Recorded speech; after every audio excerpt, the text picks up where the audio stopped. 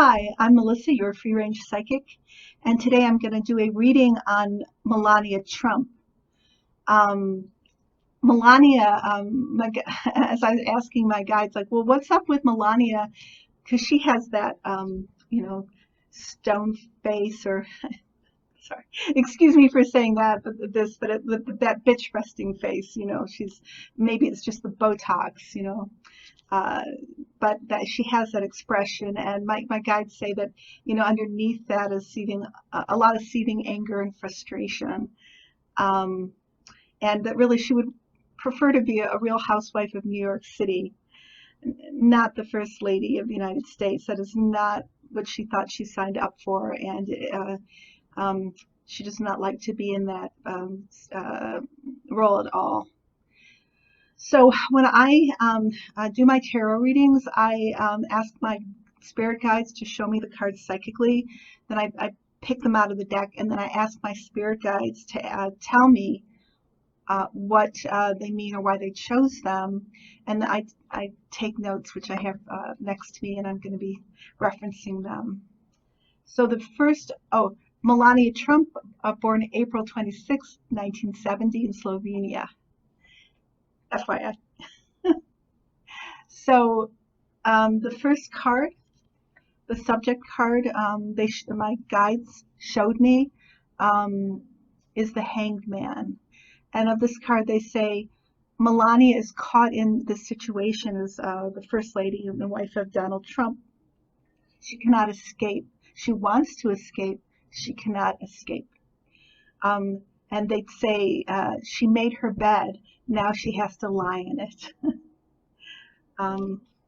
And above, surprise, surprise, and this represents Donald Trump, the orange one, and basically my guides say Melania has made a deal with the devil. I ask why she made that deal, and basically, in this case, the devil is represented by Trump, and everything that he stands for. And they say for money and status, to also get her parents into the country, to sustain a certain lifestyle of affluence, to be wealthy and, a billionaire or a million, really, it's not a billionaire, but, a wealthy man's wife. That was her aspiration, and that is what she got, but she got a lot more than she bargained for, right? And excuse my voice, I have allergies today, so it's a little bit rough, I think. So they tell me that what she really wants to do is live in New York with her son and her lover. And they say she has a lover, which, I think a lot of us have not even speculated about, but it's been reported in various magazines and whatever the rumor is, that he's a security guard, or he is the oversees security at the Tiffany in the Trump building she lives in. And they've been lovers for quite some time. And my guides say that the plan was to leave Trump and marry him if Trump had not won the election. But she was not wanting him to win the election. She didn't think he would. So when he did, everything changed, and she became locked in to, be his wife, and everything that means when you're married to the President of the United States.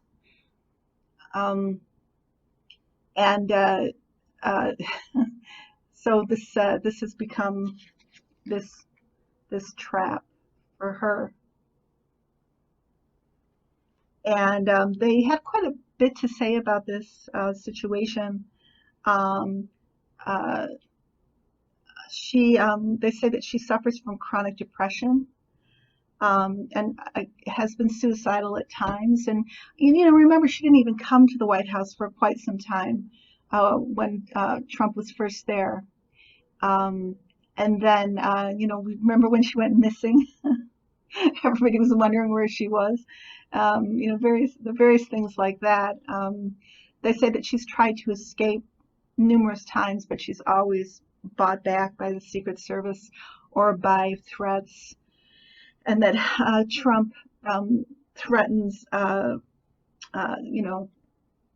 to send her parents back to Slovenia, to separate her from Barron, and to strip her financially if she really did go ahead and divorce him, or try to really have a life separate from him, because he needs to have her as his trophy wife, as the first lady. He needs to have her be part of the illusion, and not just Trump, but the people behind Trump, the people who are sponsoring this presidency, the people who want Trump to maintain this image. So there's so much pressure on Melania to appear. It's all about illusion, to appear to be happily with him. Remember, all the times she didn't want to hold his hand and that got caught. Now she holds his hand. That was something that she really got coerced into doing by these threats. So that the relationship is really one of power dominance from Trump, and abuse, and it's based on fear. There really isn't any love, or and definitely not conjugal intimacy. It hasn't been for a long time. He hurt her so much, having that affair with Stormy Daniel when she was pregnant, having her baby, and all the women he's been with, and she's a woman. She's not a stone, and she was very, very hurt and humiliated. It's very humiliating being this man's wife. I think just even whatever he does with other women, just being his wife, he's such a fool. And she's not unaware of that. They say that Trump enjoys this. Well, he's a narcissist. Malignant narcissists do enjoy being in power, and he plays with Melania like a cat with a mouse. He likes to watch her, suffer and be frightened, and he outmaneuvers her. He enjoys playing that game where he thinks he's one step ahead of her, or he thwarts her plans. So in the recent past, the King of Cups came up.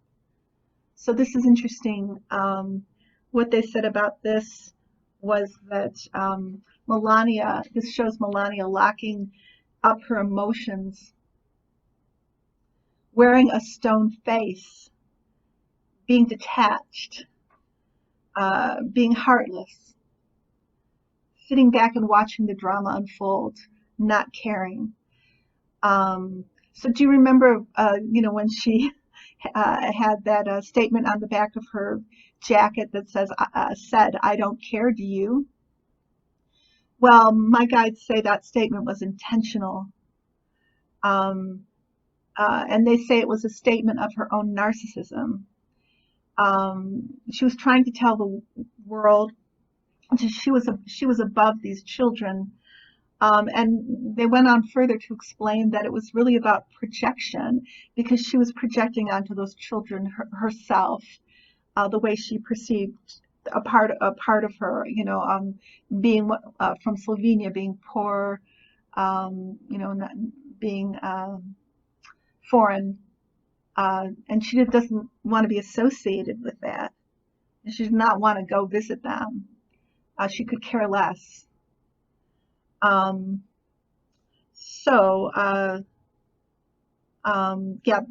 visit to that detention center or holding camp really hit too close to home for her. She actually thought that statement was funny. It was a joke. And you can see how out of touch Melania really is, to have thought that and carried that out. It's one thing to think it, which is bad enough. But she, she did it, and she, thought it was what a great statement, what a great joke. Oh, they said, yeah, that Trump was furious, but not because of, obviously he doesn't, he's implementing the policy, but because it embarrassed him because of all the comments people made. It was his reputation or whatever. It kind of came back on him, and he was really livid about it. And not at all because of what it said or meant, because he feels that way, of course, but because of, what people thought. So the underneath the below card is the Ten of Wands. Sorry, my throat here. No, it's spring in Michigan where I'm at, and oh my God, allergy season is just starting here. So the Ten of Wands has to do with the burden that Melania feels being the First Lady, being Trump's wife, having this role that she's carrying.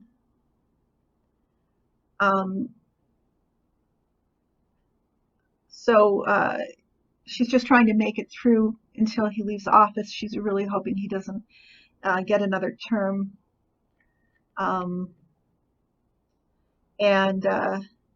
She's doing this without any enjoyment.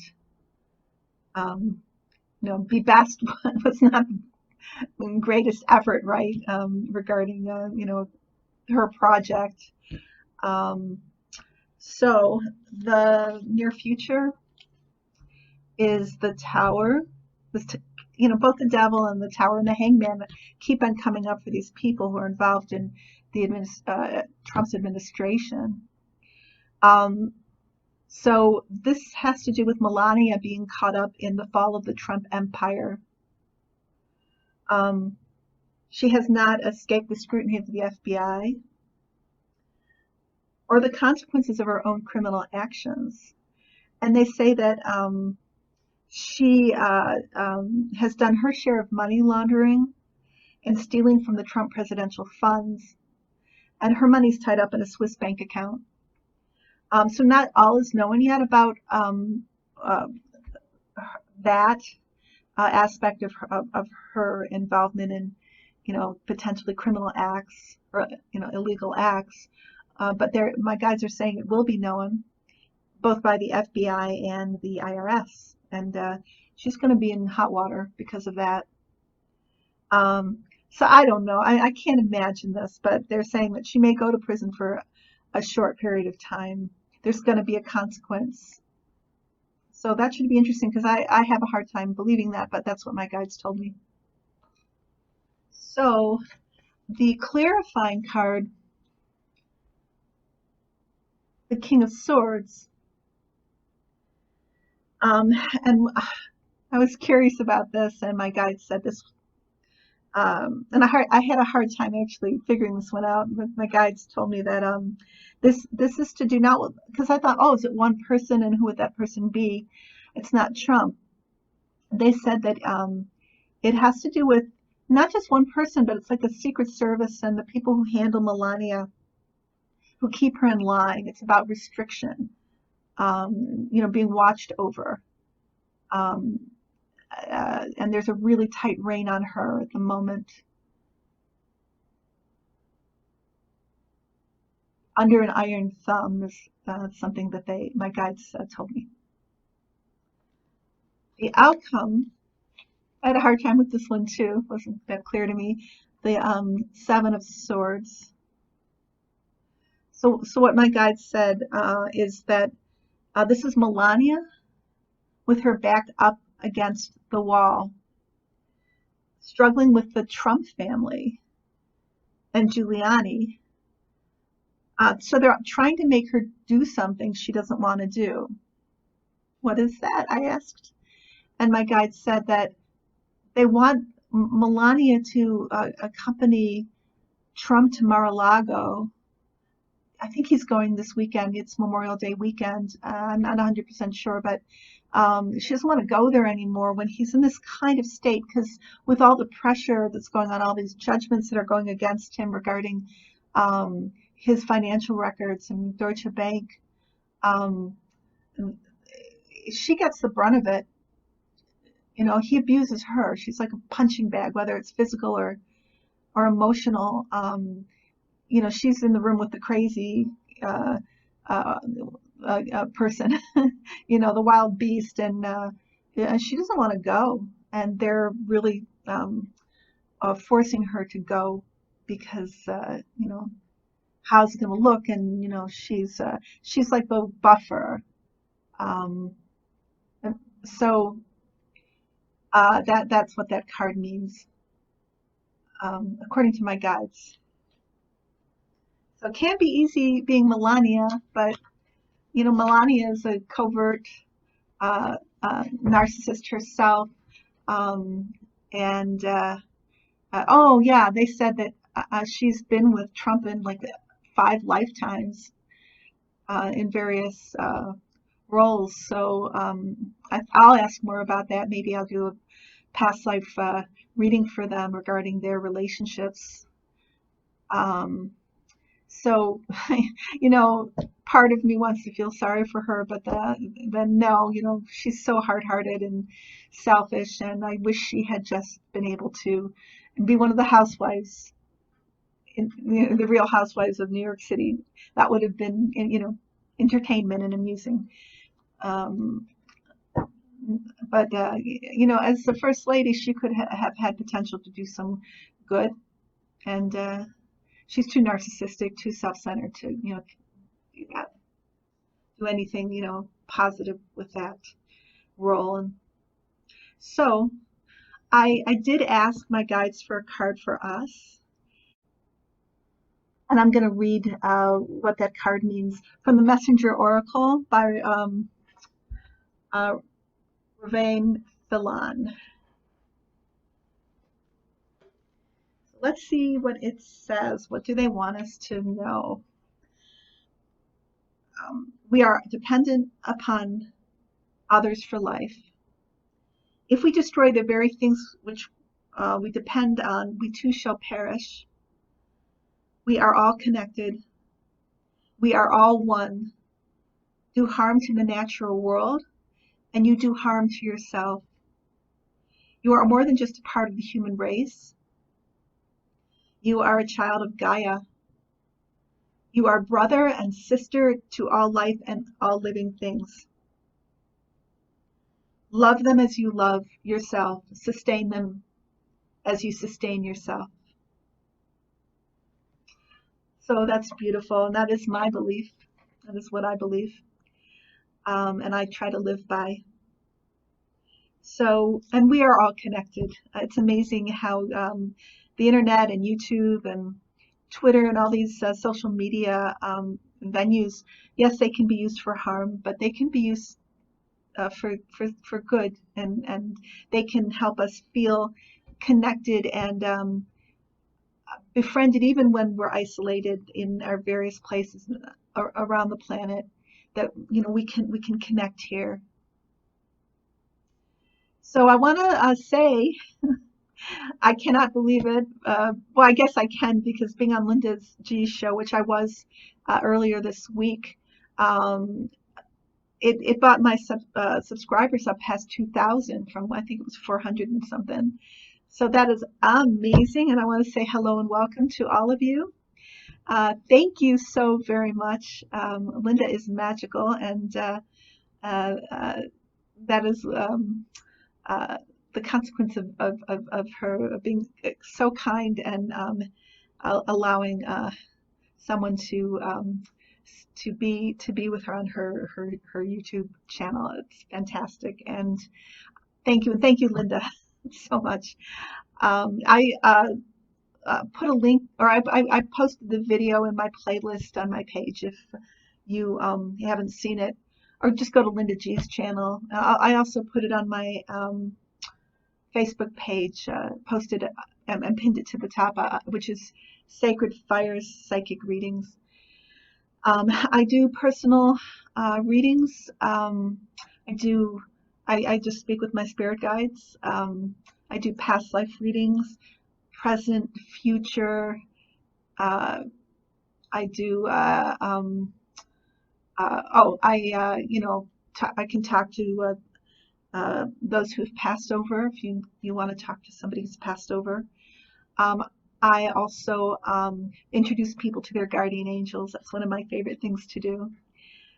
So if you want and are interested in any of those things, my contact information is below. And yeah, please get in touch with me and we'll set something up. Have a beautiful rest of your day or evening or night, and I will see you soon. Take care. We are all connected.